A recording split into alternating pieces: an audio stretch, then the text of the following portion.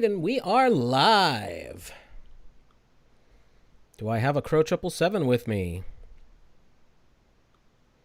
I seem to have lost him. We were just speaking a moment ago. Well, anyway, how is everyone doing out there? I'm sure he'll come back in a moment.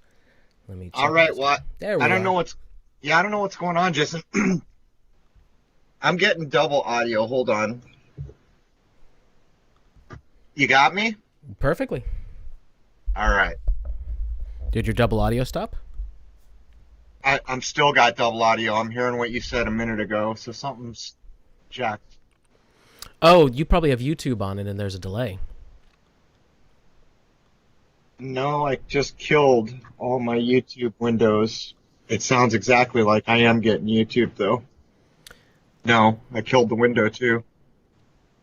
Maybe refresh your Windows? I don't know. We could always disconnect and reconnect real quick. I'm going to hang up on Skype and call you back. All right. Let's do that. All right, everyone, hang tight. Let's see. Okay, I'm still running. All right, everything looks okay. We'll just add Crow back in momentarily. So, there we go. All right, that looks okay. Okay, I'm assuming everybody's still hearing me. Hello to everyone. I don't want to type a million things out, but I am reading through the chat. Hello to all you wonderful people. Thank you for being here. Today, we're going to do a little bit of a review of episode 200 because a lot of folks seem to really be into that. And there's probably some questions, too. As a matter of fact, speaking of questions, I'm trying to figure out a way that we can take calls in the live stream. Oop, there's Crow. Give me 1 second, everybody. All right, let's see how that works.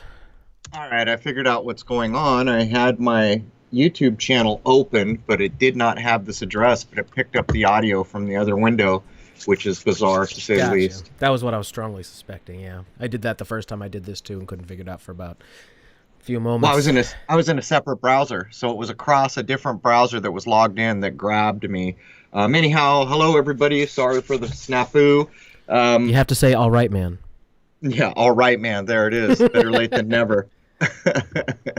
I understand the good gentleman over at Globebusters referred a bunch of people into us, so thank you guys for that. What do we got for openers here? Well, I was starting to tell everybody that we're going to do a kind of a review-ish, as it were, of episode 200 because a lot of people seem to really, really like it.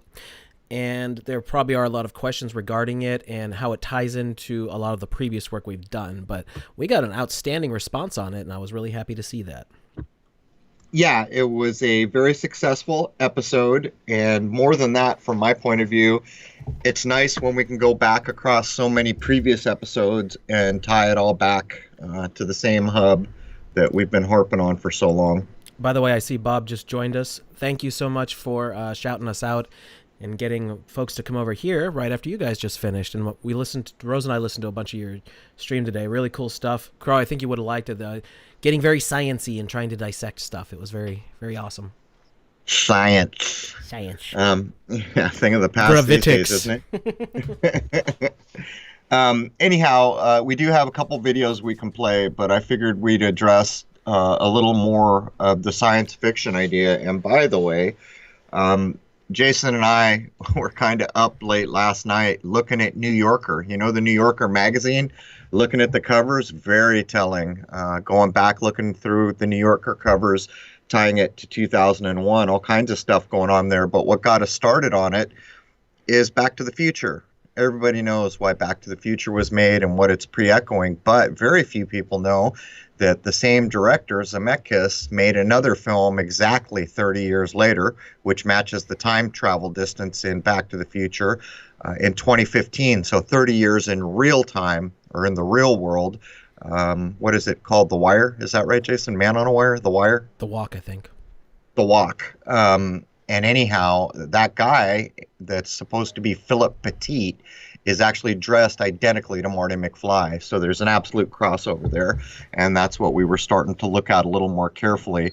And as we were digging into it, of course, we started looking at Doctor Who and found that it was launched on the day, or basically the day after the JFK nonsense. But yeah, we've been busy. By the way, I found another tie-in, and that's with Blade Runner.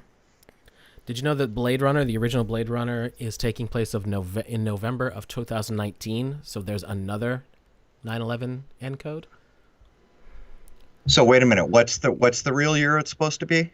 In the beginning of the first Blade Runner, it Yep. says Los Angeles, November 2019. So there's another 9/11 encode that I picked up on when I rewatched it the other night.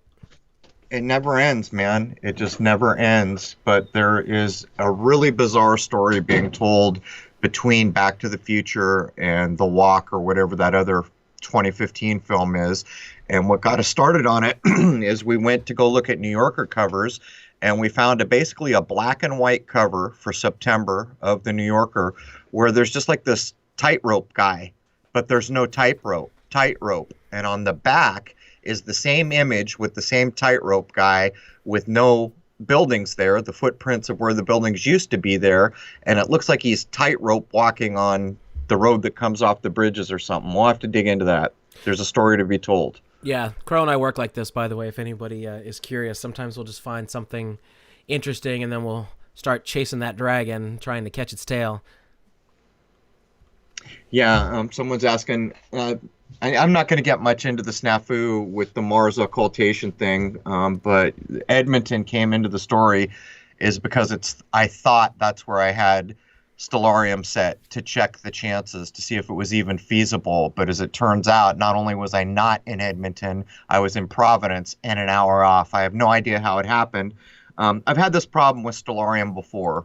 So it could be user error. It could be some kind of snafu thing with the location in Stellarium, because I literally shut down the program, went back about 40 minutes later, checked it again from what I thought was Edmonton. And then by the time S-Frog and others realized the mistake I'd made, I realized it was checked from Providence.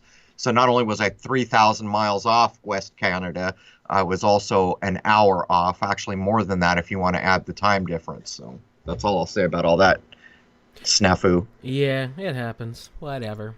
So anyway, like we said, this last week was episode 200, and that's a lot of content. Let's start with that. We've done, and I've been there for most of them. I think I've not done somewhere around 20 or 20, so, yeah, maybe. 20 some. And yeah. It was kind of spotty. I was a couple of them in. I was with you, and then it was like off and on until I don't even remember anymore. Rose probably knows, but into the 20s, it became the thing. And yes, everybody's talking about the Flat Earth Rocket Man dying. Yes, everybody's talking about that guy. I'm highly suspicious of that whole thing, although I don't know enough about it to make an accurate call. But the whole thing, the guy seemed like, honestly, kind of a jackass from what little I saw of him, but I don't want to make too much of a judgment because I don't know that much. Yeah, it might be better to hedge your bet. I don't know anything about it, but if they're claiming someone died, then I'm going to even know less about it. Yeah. But yeah, that was the big talk. It looks a little suspicious, but who knows, really? And it's not even worth talking about anyway. Like, what are you going to do? If someone passed away. That's terrible for their family, of course. So speaking of the whole sci-fi thing, when Jason and I were doing post-research after episode 200, one of the things that we were looking at was Doctor Who, because we were talking about the gender bend they did, of course, under the 13th actor, or the 13th version of Doctor Who, is when they brought the girl in who comes on the show and says, 10 minutes ago I was a guy doing the transgender warp, as they love to do so much so often here. But I was unaware. First of all, I was under the impression that the BBC had gone public in the 90s or something, which it did not. And we looked it up. It's not just government funded. It's funded by multiple governments. But to get back to the point, Doctor Who is claimed to have launched on the 23rd of 1963 in November, which is a day after the JFK nonsense. But what's weird about it is they claim it started 80 seconds late. And I was trying to get to the bottom of that. Does anyone in Britain, is anyone listening in Britain, back in the 60s, did you guys have a television sign-off like we did in the United States? When it got to midnight or somewhere close to midnight, they'd play the Star Spangled Banner, and then they'd sign off the TV all night. Did that happen in Britain? is what I'm asking. If it did happen in Britain, then I can start to put together why they're claiming it started 80 seconds late, because that would mean they went off the air, came on the next morning, the day after the JFK nonsense, probably announced JFK, which put them 120 seconds or a minute and 20 seconds behind. But I'm trying to work that out because I think it is another huge story to be told that they launched Doctor Who that has been so successful basically within 24 hours of the JFK thing. Then what was it that we took apart? What was the time, Jason? Oh, it was the launch.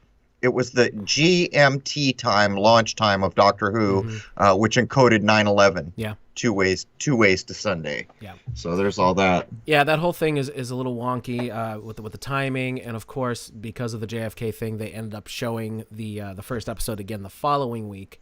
So I guess they really wanted to give it a good launching. Yeah, I see someone, Phil Jones, is telling me that, I think he's telling me that in Britain they did the sign off, but there was apparently a little girl with balloons. That's a bit interesting. Well, that's definitely different than Old Glory. Yeah, I'm not sure why a little girl with balloon signs. Well, it was worse for us. We got the Star Spangled Banner, but people have taken versions of that clip apart to show that the verbatim language from the film They Live, like obey and things like that. Oh, yeah, I have the clip. That's insane. Subliminally put into the sign off every night while everyone was hypnotized in front of their television. It's unreal, man. Yeah, the clip that Wayne and I did that on one of the live streams that you weren't with us on, and it was either the 60s or 70s the clip is from, I forget. But yeah, you slow it down and there it is. It's They Live, baby. Well, not only that, after that got outed, there was a big effort to make it look like some YouTuber faked it. And people went back to other sources to prove that it wasn't faked, which is ironic because in the 70s, when I was in school, there was all of a sudden this big push against subliminal messaging and advertising. And the examples they were citing was things like alcohol ads where they would write sex or show a penis airbrushed into the ice. But it's ironic because now we know that was going on. So must have been people in the know getting fed up with the subliminal messaging. We'll have to, maybe Mark Devlin can help us with that because he's somewhere around 50 years old. So he'll be old enough to be able to tell us exactly how they ran their programming. I mean, they only have 4 bloody channels. Devlin just pinged us today. We're going to be doing another show with Devlin. We should drop the bomb he dropped on us. So Devlin's research, most recently, it's okay for me to say this, don't you think, Jason? Yeah, I should think so. Yeah, I think so. He found that Harrison Ford was a stagehand when he was very young for The Doors. 1968. So, yeah, 1968. So Harrison Ford was getting his stage training with The Doors as Jim Morrison was helping launch the counterculture, which would break the family unit and drug the bejesus out of the next 3 generations, while Jim Morrison's father was making up lies to start the Vietnam conflict. And there's more. there's always more. What was the oh yeah. Well, George Lucas got his start as one of the cameramen for the Rolling Stones during the Altamont, the whole thing where that young man was killed. Fakety Altamont, where they build, they did their 3 days of peace and love, and 500,000, or they used to say 1 million fake people came together for Woodstock, and it was all peace and love. Of course, they had to do Altamont, but Altamont is like a triple-edged sword. One of the things Altamont is doing at the end of the 60s is saying, guess what? Peace and love is over. Boys and girls, yeah, we're going it was to in the end of 1969. So here's that switching of the decades thing that we're always talking about. That's right. They're pulling the lever. So of course, Mick Jagger's going to hire the Hell's Angels for security because that's a good idea. Possibly go right. It's ridiculous for beer money. And actually, what's ironic about that is there is film. I don't know if they actually show the supposed murder that I don't accept. I've watched it, and you can kind of see it. It's not. You gotta wonder if that was Lucas filming that, don't you?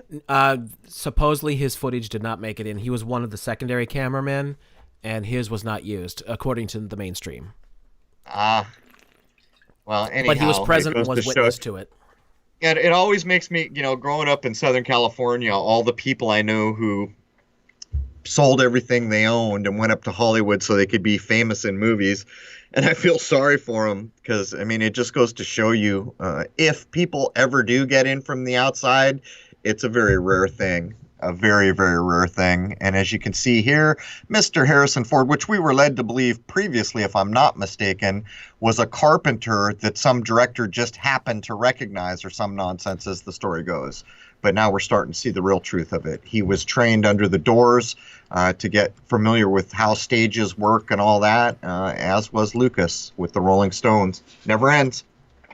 Yeah, Harrison didn't really get big until he did the film in the early 70s with George Lucas, not Star Wars, but American Graffiti.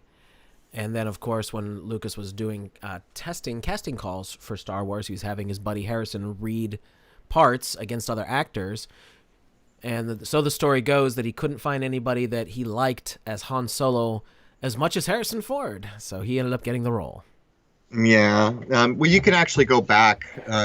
There's a group of about 5 or 6 directors, which are the changing of the guards in the late 60s, early 70s, and these are going to be the new power movement in Hollywood. It's Spielberg, it's Lucas, it's Nicolas Cage's family. What the hell? Francis Ford Coppola. Mm-hmm. Francis Ford Coppola. I can't remember them all off the top of my head. Kubrick's on the outskirts. Well, Kubrick is directly tied with Lucas. He was mentoring him to a degree. Right. He was almost a little bit old guard and a little bit getting the new guys in. But, you know, it all changes with Spielberg because he basically invents the blockbuster and ruins cinema at the same time, where it becomes a commercial concern. You know, the quality of what you're doing no longer matters. It's how many butts you can put in seats and how big your numbers can get. But you can see the actors, and American Graffiti is a perfect example, looking at all the first-time bit parts of those people. And, of course, you have the little girl there. What's her name from the Mamas, the Phillips girl? Yes. One Day at a Time girl, you guys know who I'm talking about, who later comes out as an adult saying that her father had sex with her and she took drugs because they need their hatred and fear porn. Right, Michelle Phillips. No, it's the young girl. I can't think of her name. She was on One Day at a Time, but that's got to be one of her earliest roles. Dreyfus is in there. Ron Howard. It's just they're coalescing the people that are going to be the fodder for the next generation, and they're training up their cameramen and directors. You can see it. It's plain as day. It's all insider baseball from my point of view. Mackenzie Phillips, there it is. There we go. Thank you, Sue. And it wasn't too long ago. I don't know. Was it in the 2000s? I don't remember whether it was the 90s or the 2000s. She puts out some tell-all book or nonsense after her father apparently dies. He's living on Mason Island. Who the hell knows? But then it's all about I had incest with my father. Mick Jagger slept with me when I was 6. You know, just the typical hate-filled kind of fear-porny. I was a drug addict at 12 kind of thing that these people bring us to pollute our world and to pollute the human minds so that nobody can possibly lift up to a higher degree. At least that's my point of view on all that. Yeah, it's... You know, it's kind of funny with Harrison Ford. Think about what kind of darling he became for Hollywood. I mean, he played some of the biggest roles ever. He was in, obviously, Star Wars as Han Solo. He was Indiana Jones and is going to be again because they're supposed to make a 5th one, which, wow, that doesn't sound like a great idea, but whatever. And, of course, what's considered one of the greatest science fiction films of all time. He played Rick Deckard in Blade Runner and then also came back for the sequel. So he's... You know, for someone who likes to complain about sci-fi, he seems to do an awful lot about it. In like Flynn, Coco Gin, and not only that, Globebusters is pointing out a pertinent point with Valerie Bertinelli. We used to call her Valerie Pert and Smelly.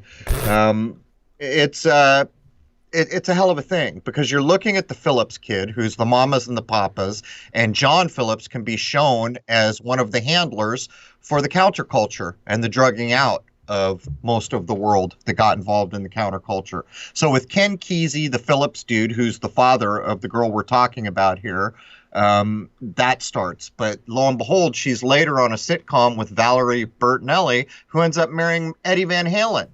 The last name should tell you all you need to know anyhow, Van Halen. If you just look where they grew up and where they came from, it's bloodline. It's what it is. I mean, I don't think you can argue that there's not talent there, but there's always talent there. But I would suggest, here's what I would suggest. And the vast majority of us, not all of us, But the vast majority, when we were 3 or 4 years old, if our parents pulled us aside and said, we're going to do everything we can to musically incline you, or to teach you to dance, or to help you play violin at an insane level, and that's going to be your main gig in life, by the way. We're going to get the best teach. I imagine a ton of people could be talented at a very high level. I'm just saying, because that's always the catch, is people can't get over Prince is an insider. Well, how can that be? He's so talented. Eddie Van Halen's an insider. How can that be? He's so talented. Yeah, they're talented, but they were groomed for what they're doing, of course. Well, the thing you can also think about is they really got the hang of this stuff in the 60s, and a lot of that stuff was going on in the background. So by the time you see the changeover in the 70s, they've really got things flowing in the direction they want to go, and then all they have to do is keep flipping that script. And you can see it again. They do it again in the 80s, then they do it again in the 90s. Think about all these players. Pearl Jam didn't happen to start and get really big right at the end of the 80s. No. That was still the time of hair metal butt rock. No, we had to wait till 1991 to get Pearl Jam out there to kick off the grunge movement with Nirvana. And we've already done the work to show the tie-over in the same weird way that grunge is like maybe a little more updated version of punk rock. There are two seminal albums that mark the decade that had punk rock and the decade that had grunge, and they're both named the same. It's Nevermind the Bollocks, or Bollocks as the English like to say, for the Sex Pistols and the original punk movement, and then it's Nevermind, spelled slightly different than in the Sex Pistols album. You can see what's going on here. It's just they're rehashing the same ideas. And so what actually happened is we went through the 60s, which was a weird culture, into the 70s, which was a unique culture, into the 80s, which was a hyper artificial but unique culture that was going to be leveraged for nostalgia like almost no other decade. And then all of a sudden we get to the 90s and we're going right back to the end of the 70s, beginning of the 80s. We're going to redo a version of punk rock that's just been done. And this is part of the social engineering ploy that ensures variety is removed from a system. And I've done a lot of work to show people, go look at The Color of Cars is always a prime example of variety being removed from a system so that it can be socially engineered. Right. So anyway, what else do you want to go over with the science fiction thing? We still have a long ways to go on today's episode.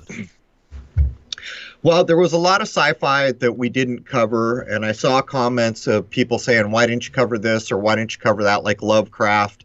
The truth is there's only so much time in a lifetime, and this was, for me, probably close to 3 years worth of research piled into one episode, where parts of it have been used for other things. But we didn't include a lot of things. And we did mention Philip K. Dick, which is a whole psyop on its own. It kind of seems like there's no way to unravel and understand the truth about that. And as we mentioned, I think Radio Free Albemuth, which is attributed to Dick, may tell the story there. Hard to know.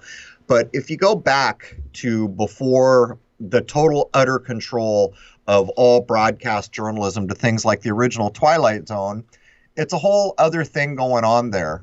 Some of those programs still hold up today, the old black and white Rod Serling's, and he's credited with writing a lot of it.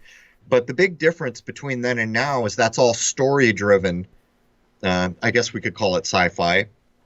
Oh, sure. It is. Yeah, it is a version of science fiction, I suppose, but it's more story-driven. It doesn't rely on fancy camera shots, special effects, CGI, explosions, repeating machine guns, grenades, all the things that they rely on now to tell a story and try to keep your attention. A good example of that would be one of the worst films that I've seen in recent memory that I couldn't even sit through was Aquaman. Unbelievable, just like a manic assault on your senses of how much color and movement can we throw into a single frame. So when we go back to those old versions, it's almost like you can see the point at which Tavistock and the studios and everybody said, okay, Rod Serling, those were fun stories you were telling, but now we're going to do something else. I mean, what do you think, Jason? That's a personal observation that I have. I don't know if you agree with it. Yeah.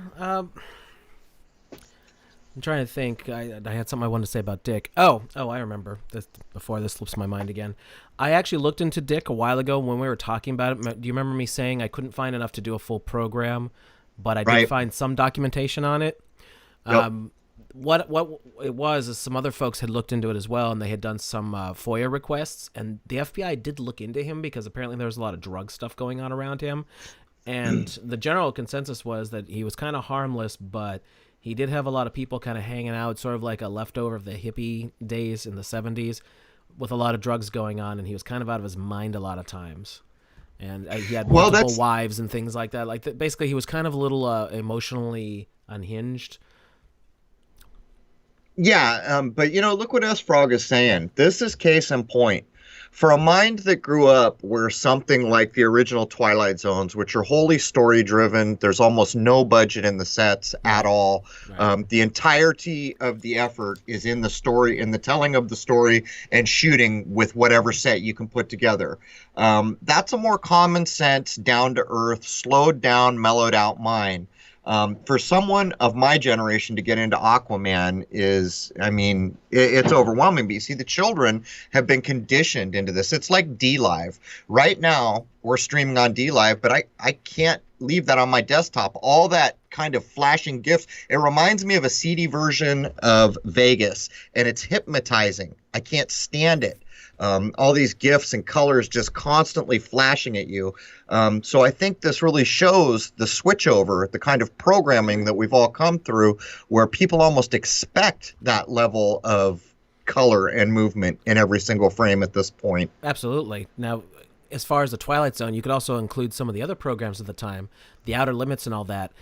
Right. You got to consider that back in these days that we're talking about, most of that stuff, the reason why they can remaster it and make it look good these days is because it was shot on 35 millimeter film, a lot of it, which was expensive in general, but they didn't have digital yet.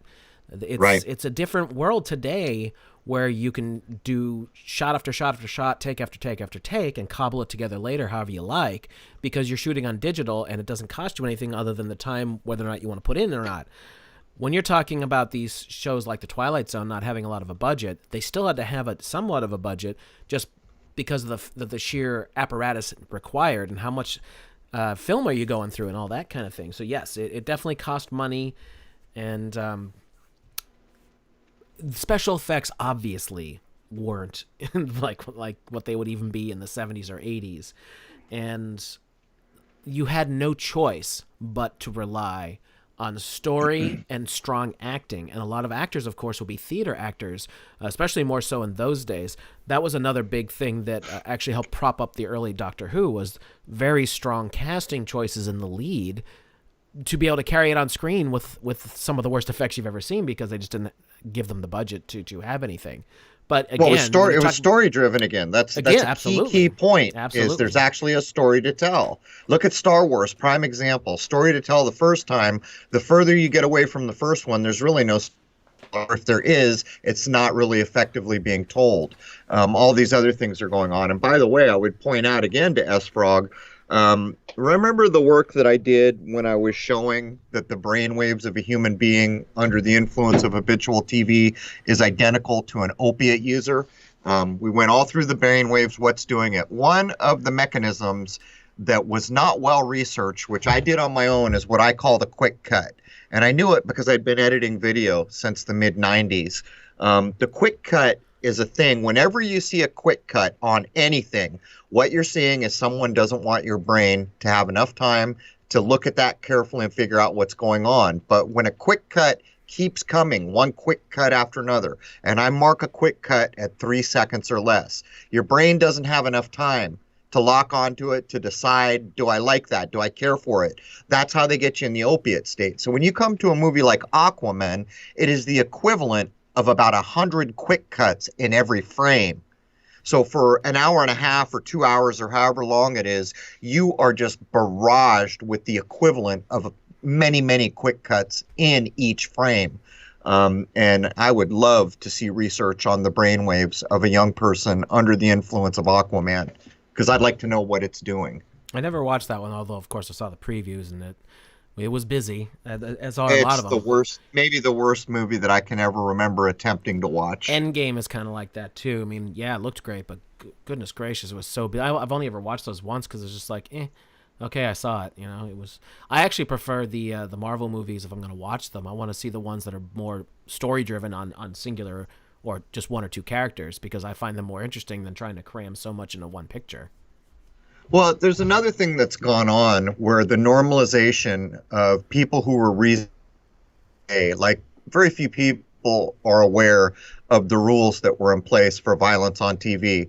Back in the day, way back in the day when I was young, you could show someone get shot by a gun, but you couldn't show the gun in the same frame, and you couldn't show blood. Eventually, it got to the point where there was like this time limit where you could show the gun and the person being shot in the same frame. As time went on, if I had to guess, I think it's the 70s, but I'm just guessing, they started to get to the point where they could show the blood. Now let's fast forward to where we are.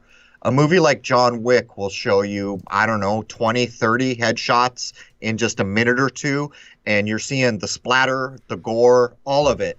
And you can see how this medium is being used towards a goal but what this does to a person who's invested in these things is it destabilizes your adult mind. It destabilizes your ability to have common sense and to exercise sound judgment. Because anyone who can sit there and watch headshot after headshot and watch someone be beat up so badly that they wouldn't get up after the first 30 seconds of it, never mind watching it go on for 2 hours. And this is part of the agenda, and it ties in lock, stock, and barrel with what we were talking about in sci-fi. This is like the underbelly dirty side, how violence is implemented and how things like quick cuts are implemented to achieve a goal. Mark W., thank you for the £1 Shout out to you. Thanks so much. Cheers. As far as like quick edits and quick cuts and things like that, it's a difference. It's kind of like what I call the YouTube generation, although it's been going on for quite some time now, way back into the 2000s. Editing in general has changed drastically. You don't see a lot of these drawn out, longer scenes in anything anymore, almost like you're watching a play. That's more how television used to be, because obviously if you're going to have cuts and camera jumps, you need to have more cameras. Cameras cost money. In the older days, you're talking about more film. So longer scenes, a lot more lines and things like that the actors have to learn. Very different approach to how things now, where the cameras are reasonably affordable, especially to a major studio, so they can have 3, 4, 5 jumps going around.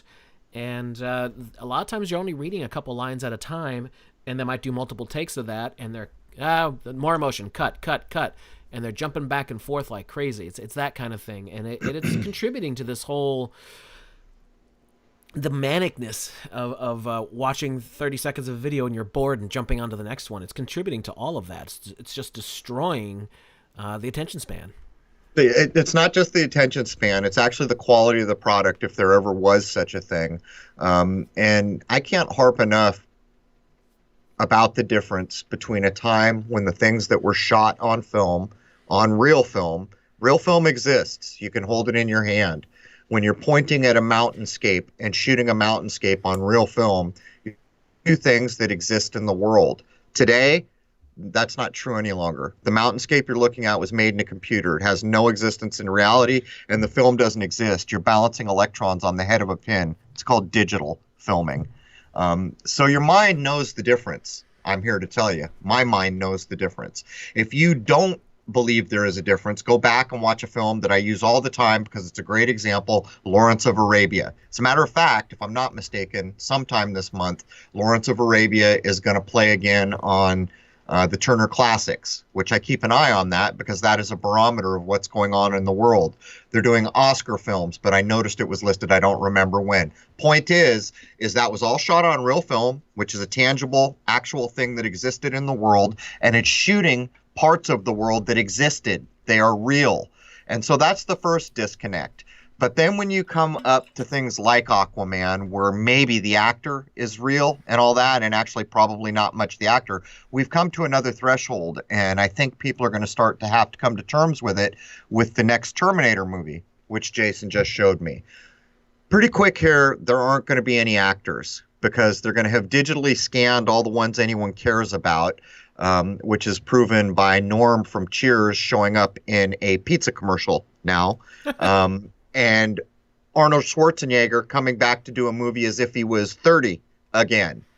Versions of this, we went back and forth on The Hobbit and Legolas. I had initially thought that he was CGI'd in, but I think what actually happened is they needed to make him look younger, so it's a bit more like the deep fake. The point I'm making is we are quickly headed to a time where not only will the environment be fake, the medium called a camera that captured it will have no existence in reality because there's no film in the camera. You're talking about electrons balanced somewhere, and the actors that are being filmed won't exist anymore. They'll just be derived from body scans, or they'll make up new ones. Really, maybe the beginning of that was Max Headroom, but there was a real actor behind Max Headroom too. Yeah, I've actually seen that dude in a bunch of stuff. Yeah. You know, what's interesting, we were chatting yesterday, in fact, regarding this, and that actors are going to have to, at some point, start signing away full rights to their appearance, their mannerisms, their voice, their anything to do with their likeness. Because as this technology keeps on progressing, at some point it may be they walk into a booth, the computer does a full scan, and you're like, "Thank you very much." Well, I can address that. I've said for a long time that from my point of view, for the majority of the big stars we ever see, what you're looking at is fame on loan. The day that a person quits being Joe Nobody and becomes Joe Rockstar or Sally Movie Star, the day that individual crosses that threshold, they've been made a different level, almost like a king or a queen in a way. They can get on any jet they want. They can check into the most expensive hotel room. They don't need a passport. Everyone in the world knows who they are. They've been given almost like royalty for a period of time. And I maintain to this day, David Bowie had to give it back. Prince had to give it back. Everyone has to give it back. It's on loan.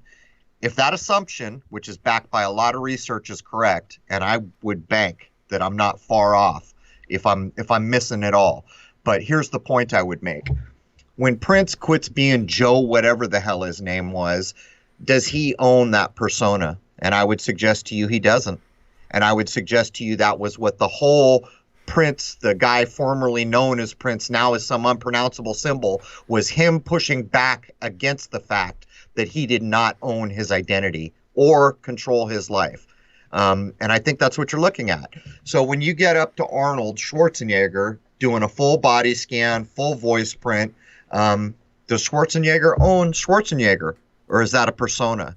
And I would suggest to you that when they went under contract to do all those things, the studio must have owned all the rights and likenesses of that character, or that the person playing that character could come back and sue them at some point, right? Stands to reason. And such things have happened with the gentleman who played George McFly in the first Back to the Future, and then wasn't involved with 2 and 3, and that became a big old thing. By the way, Graham, thank you for the 20 British pounds. He says thanks for being you. Thank you. That's very cool of you. Hey, Yeah, we hit over thanks so much. 400 on the You know what? I noticed someone, I didn't want to cut you off, but I forgot. I was watching it go by as I was running my jaw here. Someone mentioned Akira Kurosawa. Back in the day when I had become disillusioned with Hollywood back in the 80s, I became a fan of foreign films. To me, they felt more authentic, less contrived, less programmy, which is kind of true on some levels and kind of not true on others. And Kurosawa is a bad example because later on he teams up with Hollywood. But some of the early Kurosawa works make the point. The power of those films is they feel tactilely real. It looks like you're in a real Japanese village. It looks like you're in a place that exists in this world. But not only that, the storyline is there to back it up. So it might be the difference between some dude painting an oil painting and some dude painting a Rembrandt. There's a difference in the quality there, right? And that's what I'm pointing out here. It was literally a decision I made in about, I could almost put it because I remember it. It was before I went into the Marine Corps. I would put it at about 86 or 87. I was already disillusioned with Hollywood, and I was going after all these foreign films. And the more obscure they were, the more enjoyment I derived from them personally. And later come to find out that a lot of them, are in the same vein, just maybe not up to the same level. But there's all that. I wanted to mention it, Jason, because I saw someone mentioning Kurosawa. Oh, well, by the way, that's a direct... that's what Lucas directly took for the original Star Wars. He took the movie and then just kind of changed it over until it finally was different enough that he could do Star Wars. But there was a point I wanted to make when we were talking about film and all that. Big difference with the same director, and that would be Peter Jackson. When he did the original Lord of the Rings, which is almost 20 years ago at this point, getting close, I believe Fellowship of the Ring came out in 2001, and then 10 plus years later he did The Hobbit. When he was going into the Lord of the Rings, just to show you how the mindset changed, everything, of course, was shot on film. Digital cameras were just starting to be a thing, but everything was done on super high-quality film. Those films are gorgeous to look at even today. And his mentality that he was very open about was, I want everything to be practical effects as much as possible to try and capture this world, and the only things that will be CGI is what is impossible to still serve the material. Obviously, when you're creating stuff that's coming from Tolkien, you're going to have some fantastical things that can't be done with puppeteering and makeup and all that. But his mentality was, do as much as real as possible because it looks better, and only use the CGI when it's absolutely necessary. Jump ahead 10 odd years to The Hobbit, and he's shooting on digital at 48 frames a second. If I might be wrong about this, but if I remember correctly, when I had first seen about it, they were going to shoot it very differently. I'll double check that whether it was on film or not, but I remember them talking about how they wanted to shoot it 48 frames per second instead of 24 frames per second, giving it kind of like a hyper real sort of thing. And I think technically you could do that on film or digital, but I'll double check that because I don't want to put wrong information Well, out there. we can address that. And by the way, welcome Wayne McCroy. Saw you pop in there. Hello, Wayne. You know, you could almost equate, maybe not one-to-one, but in the same kind of divisive idea, the frame rate that a film is running with the hertz rate of a television. Whenever you see the hertz rate, go look at the back of your television. And by the way, when I was young, they didn't call it hertz, they called it cycles. If you're talking about electricity, you typically said 60 cycles per second. Now they call it hertz. Words have meaning. They'll tell you it's a dude's name, whatever. Not going there. Words have meaning. Now they call it hertz like every other fear porn thing in this world. If you go look at the hertz rate on the back of your TV, whatever that number is, if it's 100 hertz, that means your TV is flickering in your face 100 times a second. Some of the hertz rates on televisions now go up over 200. I was recently at an old friend's house that had televisions where the screen curves. I couldn't stand to be in the same room with it. I don't know what it was about it, but the hertz rate was over 200, and colors and just, it was mesmerizing. It was making me sick to my stomach. I had to get away from it. Point I'm making here is when Jason's talking about the first round for Jackson, theoretically 24 films or frames per second was the old classic film when you were using real film. It's usually in the neighborhood of 24 frames a second to Which get is what I shot smooth... Shoot the Moon on, by the way. Right, which is what we use for Shoot the Moon. But the point I would make is if you're up in the 40s and then you've gone digital, you're doing the opiate to the mind thing. You're doing the mesmerization. You're doing this thing that the world requires all important corporations to do right now. And that thing is to get away from what's provably real in nature and get towards what's provably artificial and has no existence in nature. This is the gender bending. This is the fear porn. This is everything. This is 9/11. This is JFK. This is Prince. This is Aquaman. This is everything in this world right now, which is why I feel most people appreciated episode 200. Because sci-fi is like a crystal time ball that shows where we came from, what it was designed to do, how it got zero respect, and how they programmed the living bejesus out of all of us till we got up to John Wick shooting people in the head 100 times a minute. So yeah, I was right. It was shot on a Red Epic camera, which is a very high-end digital for the time. This is going back to 2012, and it was shot at 48 frames per second. So again, just right off the bat, different mentality with Peter Jackson. And of course, if you've seen the Hobbit films, that trilogy, super amounts of CGI in comparison to the Lord of the Rings. So just a change in mindset, just in one gentleman who happens to be a very good director, but very different approaches.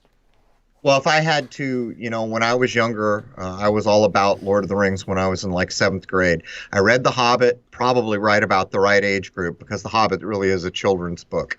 And I was so impressed with it. My father had given it to me. So by the time I was in junior high, I was burning through Lord of the Rings. The first movies he made feel like they're in the ballpark of what Lord of the Rings wanted to be. Hobbit is not in the same universe as the book.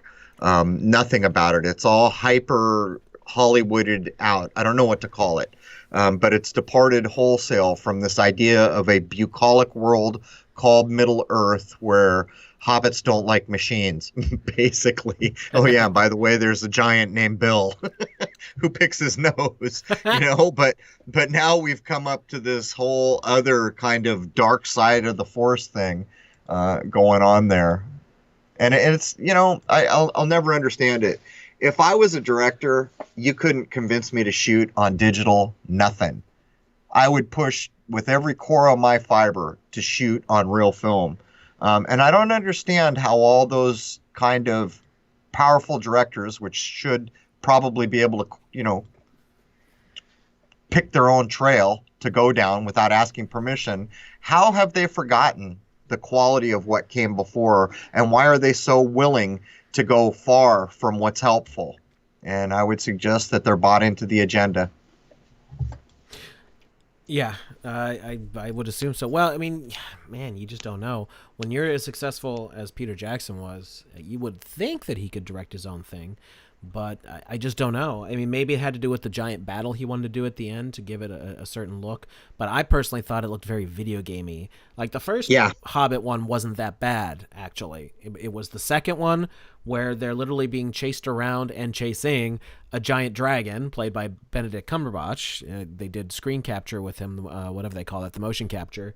And then in the third one, they had the giant battle, and it's just insane. It's just over the top. I've only ever watched that one once. But even that's bass-ackwards. So you have these really long ones called Lord of the Rings, and each one of those gets one film. Then you have this really short one written for children, and you make 3 films out of it. It's all backwards.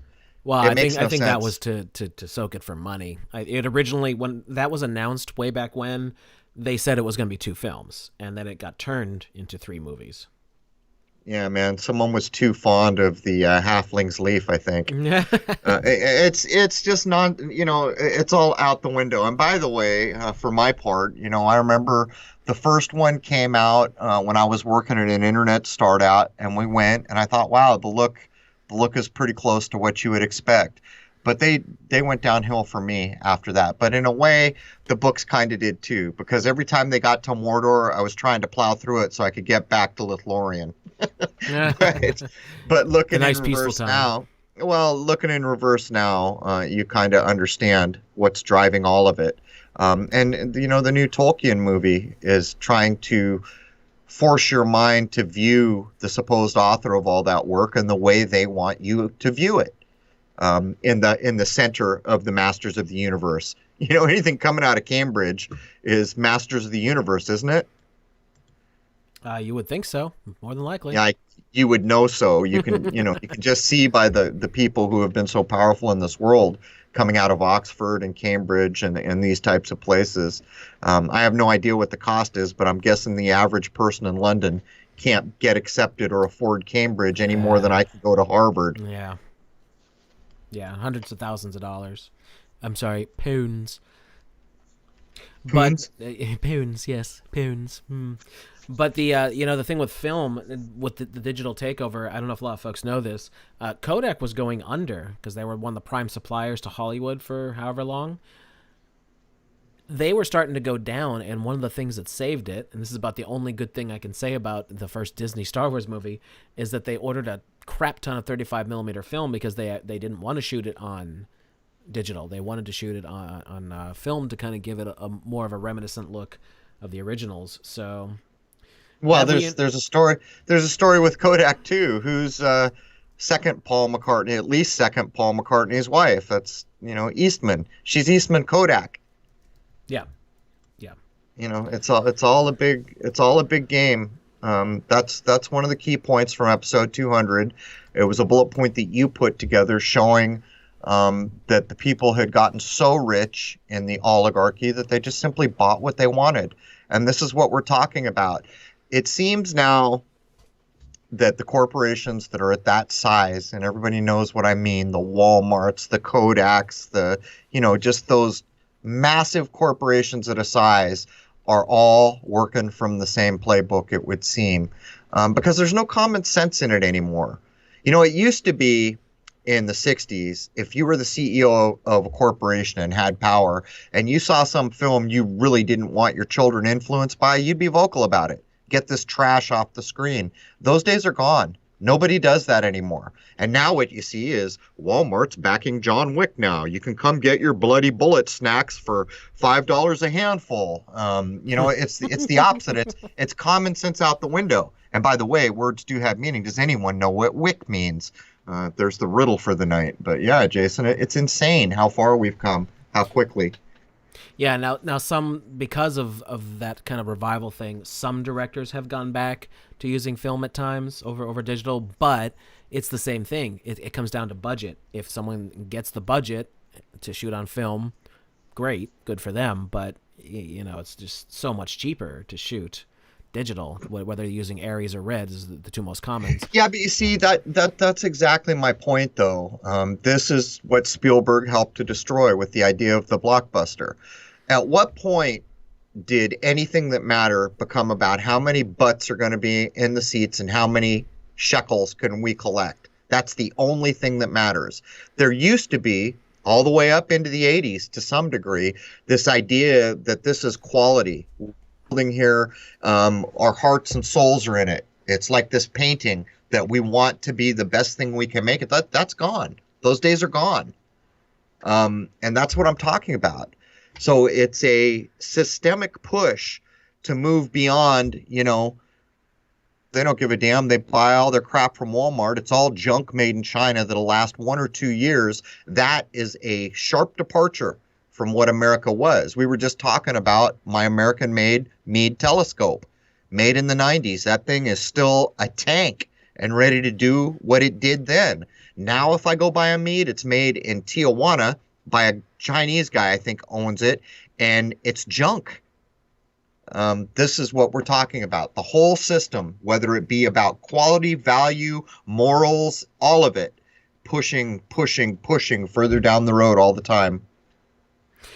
There's a quote from Samuel Goldwyn, one of the early great big Hollywood moguls. And I can't remember the exact quote because it was kind of long, but the general idea behind it was he used to go to watch movies, but he would have his back to the screen and watching the audience for reactions because he felt that if the film failed, it wasn't the audience's fault. It was their fault for not catering to the audience properly because it was all about selling them the tickets. They wanted to make money. They had to make films should not be bad. And it's like the complete antithesis to the way things are done now. Right. And I saw people commenting, to be clear, the feminine of that word would be Wicca. So now you know what Wicca is. It's the masculine. It'd be equivalent to wizard as one of its meaning, but everyone rightly points out that it is also the root for wicked. But anyhow, yeah, I mean, it's case in point, Jason. There seems to be some overarching control system that either maybe people get in, it's like the boards we talk about, the CFR or other things, where everyone's on board to do the wrong thing. And it's astounding because I always sit here and I think if I was the CEO of that corporation and I had children, I wouldn't do it. I would be sitting at that boardroom saying, no, this is pornographic, this is trash, this is anything, too violent, whatever. But it's not what we see. We see it just totally creeping down the road more and more. And all the people in positions of power, which is pretty much corporate right now, corporations are the real powers, they're all down with it. They're all funding it. I mean, is there going to come a day when Walmart's pushing, John Wick popcorn? We're not far from that. That wouldn't surprise me. With new creamy topping. Yeah, it's instead of your new red butter sauce, of course. Well, we want to get a couple minutes left here. Shall we talk about what's coming up this week? Yeah, go ahead. So, obviously, we just finished episode 200 on science fiction, and 201 is going to be with Marty Leeds. We decided to have him back because, he's kind of brilliant.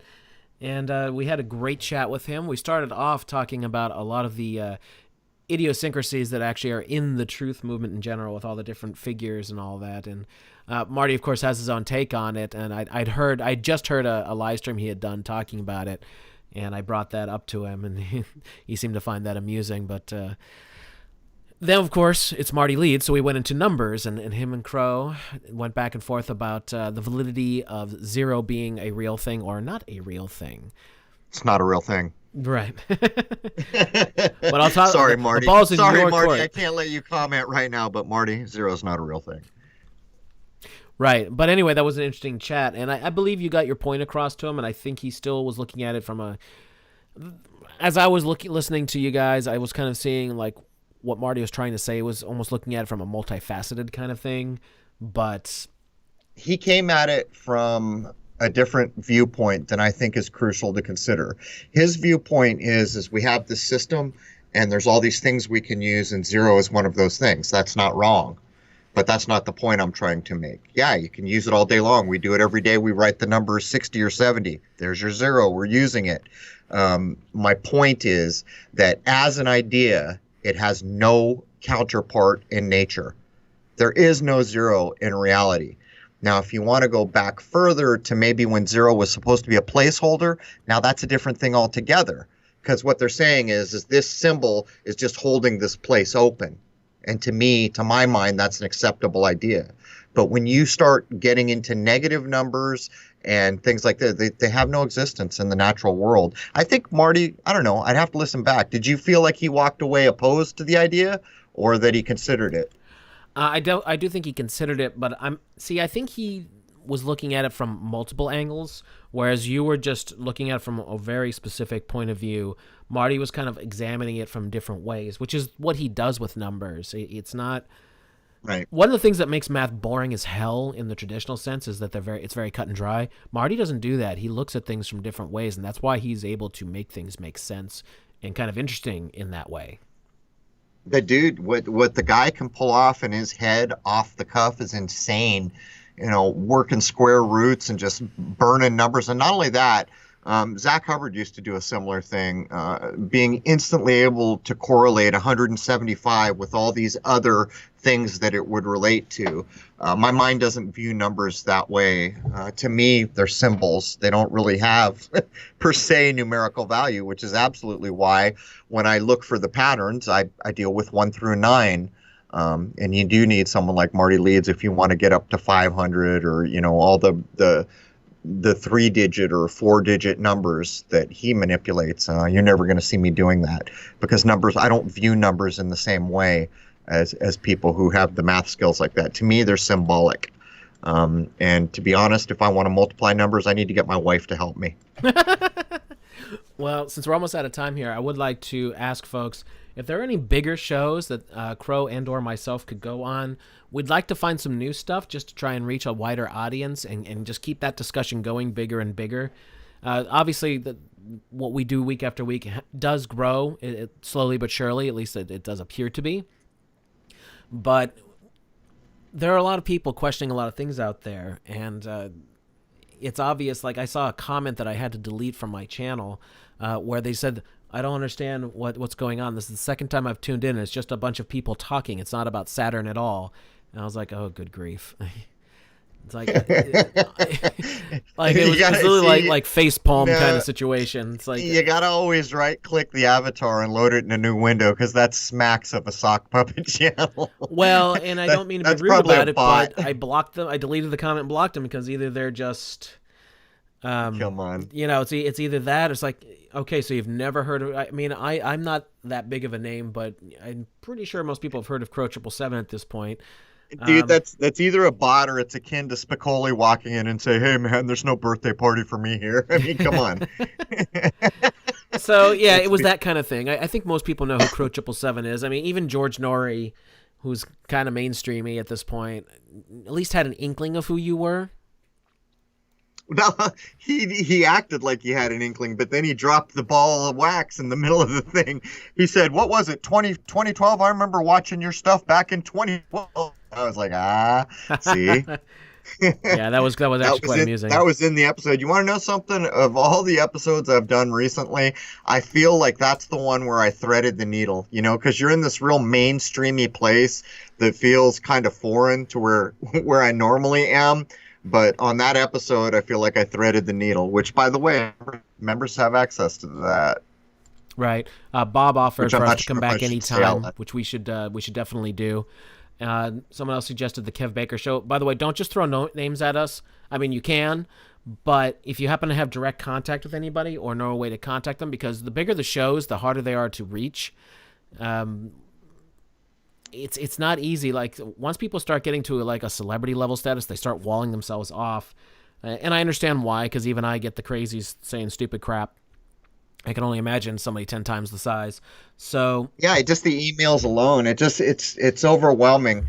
You want to know? Here's an example of how overwhelming it gets. In the last week, you know the old black and white clip of the elder gentleman back in the '60s on ABC or CBS, wherever it was, telling everyone that he believes the moon is plasma. I have had that clip verbatim sent to me something like 25 times this week alone. Not kidding, man. No, I believe it. And that's actually not a problem because I've already seen it and I can say, thank you, I've already seen it. But think of all the people who send an email with, oh, you've got to see this clip. And you're all right, you open up the clip, it's 2 hours. You're like, what universe do you think we're working in here?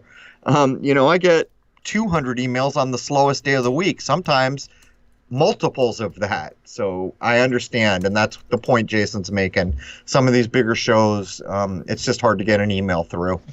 Yeah, there are some bigger shows that I would love to get him, Crow, or both of us on. But anyway, that's our time. Anything we want to get out here in the last minute here? Well, we have Athen Clemente. I went and booked him a while ago, and we recorded the episode. I wanted to get Athen Clemente back, who's a sidereal skywatcher, which means he basically looks to see what is visibly there and runs with what is visibly, provably there. That's how I describe sidereal. I wanted to get him on because there's a lot of astronomical events, and a lot of people are starting to take an interest in filming the sky, partially because so many people have cameras other than their cell phones now that are decent. Even some of the cell phones are getting to be quite impressive for the quality of the video. But filming the sun at rise or set, these are big deals. And if you do it, please listen to what I'm going to say next. If you see something unusual, you have to film for a few minutes. But more so, you need to zoom, you need to pan the camera a little bit, not the whole time, just once or twice so that you've done it. So you can rule out lens flare and prove that what's being filmed actually is an event that's being filmed. And if you can, the exposure. On my Twitter, a young lady, I think she's in her 30s, was flying from London to India and films what appears to be two suns. And she'd been following for some time. She did it all right. She was stuck in a plane, but nonetheless, she panned to a different window and back. She zoomed in and out, and she set her exposure, proving that what she was looking at was a filmed event. Doesn't give us all we want, but that's a lot to help with. The other thing is, all the people who are starting to film with telescopes, post what you do to the internet. I think it's critically important because people take a big interest in that kind of thing. And if we could have thousands and thousands and thousands of people with cameras, the secrets that befuddle us now probably wouldn't last for very long. Yeah, I agree. I was trying to shoot some stuff myself. Was that yesterday or the day before? Day before, I think. And I saw two bright spots in the sky as the sun was setting, but it was so cloudy I couldn't tell.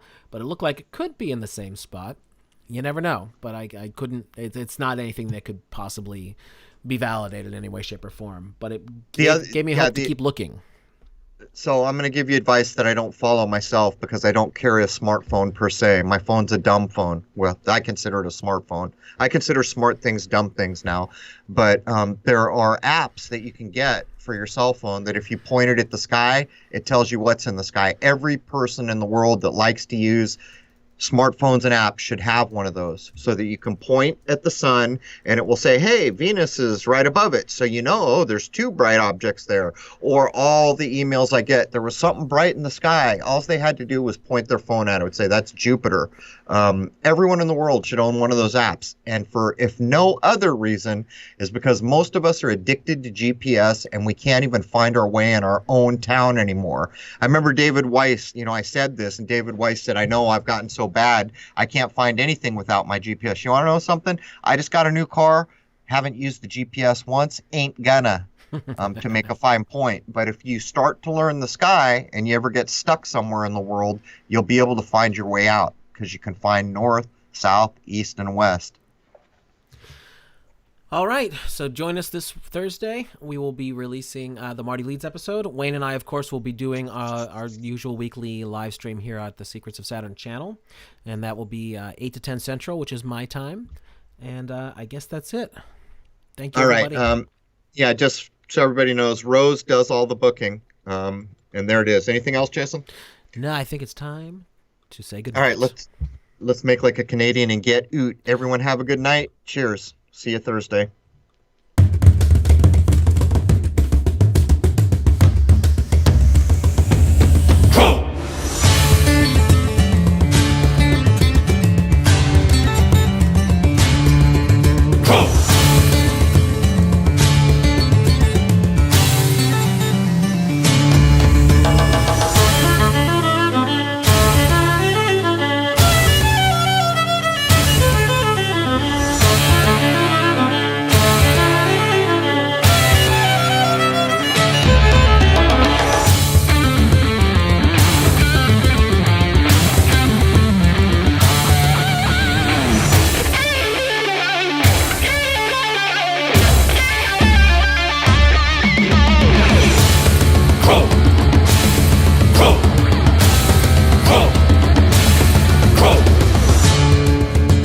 Belief is the enemy of knowing.